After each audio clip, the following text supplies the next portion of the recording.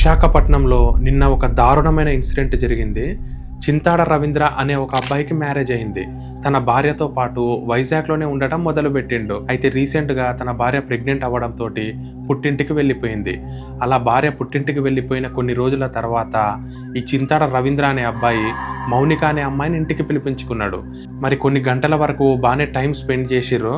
మరి ఏం జరిగిందో తెలియదు కానీ సడన్గా ఈ రవీంద్ర అనే అబ్బాయి గాజువాక పోలీస్ స్టేషన్కి వెళ్ళి, సార్ నేను ఒక అమ్మాయిని చాలా కిరాతకంగా చంపేసిన, ఆ అమ్మాయిని ముక్కలు ముక్కలుగా నరికేసిన, సగం బాడీ మొత్తం ఫ్రిడ్జ్లో పెట్టేసిన, మిగతా బాడీ మొత్తం ఒక సంచిలో పెట్టేసిన, అండ్ తన తల ఒక ప్లాస్టిక్ కవర్లో పెట్టి బయట పడేసిన సార్ అని చెప్పిండు.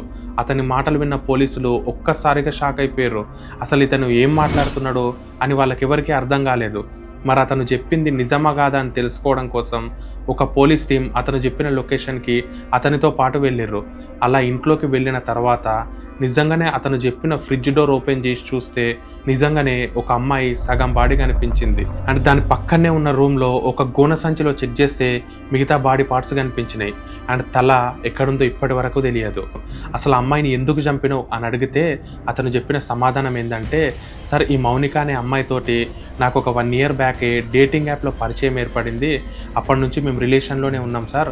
అయినా కూడా నేను వేరే అమ్మాయిని మ్యారేజ్ చేసుకున్నా.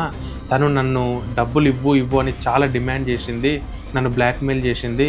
అందుకని నేను ప్లాన్ ప్రకారమే తనని ఇంటికి పిలిపించి చంపేసిన సార్ అని చెప్పిండు. మరి అతను చెప్పింది నిజమా కాదా అని ఇంకా ఇన్వెస్టిగేషన్ జరుగుతూనే ఉంది. అండ్ ఆ అమ్మాయిని చంపడం వెనుక ఇంకా వేరే రీజన్స్ ఏమైనా ఉన్నాయా అనే కోణంలో కూడా ఎంక్వైరీ చేస్తూ ఉన్నారు. అండ్ అతన్ని మళ్ళీ పిలుచుకొచ్చి ఈ కేసుని మొత్తం రీకన్స్ట్రక్షన్ చేస్తే కొన్ని విషయాలు మాత్రమే బయటపడ్డాయి. ఇంకా చాలా విషయాలు ఈ కేసులో రావాల్సి ఉంది. సో ఇన్వెస్టిగేషన్ ఇంకా ప్రాసెస్లోనే ఉంది. మిగతా అప్డేట్స్ ఏమన్నా ఉంటే మళ్ళీ చెప్తాను పోలీస్ వాళ్ళు కూడా చెప్పారు. కానీ రోజు రోజుకి ఇలాంటి మనుషులు చాలా దారుణంగా తయారవుతున్నారు. సో ఒకవేళ మీకు పెళ్ళైన తర్వాత కూడా ఈ ఎక్స్ట్రా మ్యారిటల్ అఫైర్స్ అనేది బంద్ చేసేయండి.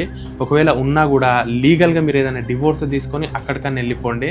అంతేగాని ఈ చంపడాలు ఇలా చంపేసి మీ లైఫ్ స్పాయిల్ అవుతుంది, మిమ్మల్ని నమ్ముకున్న వాళ్ళ లైఫ్ కూడా స్పాయిల్ అయిపోతుంది.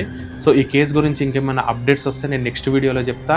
అండ్ ఈ వీడియో చూసిన తర్వాత మీకేమనిపించిందో కూడా కామెంట్ చేయండి. అండ్ ఇలాంటి కేసెస్ జరగకుండా ఉండాలంటే ఇలాంటి టిప్స్ తీసుకోవాలని మీకు అనిపించిందో కూడా కామెంట్ చేయండి. దాన్ని పిన్ చేస్తా. ఇప్పుడే మన పేజ్ని ఫాలో అయిపోండి.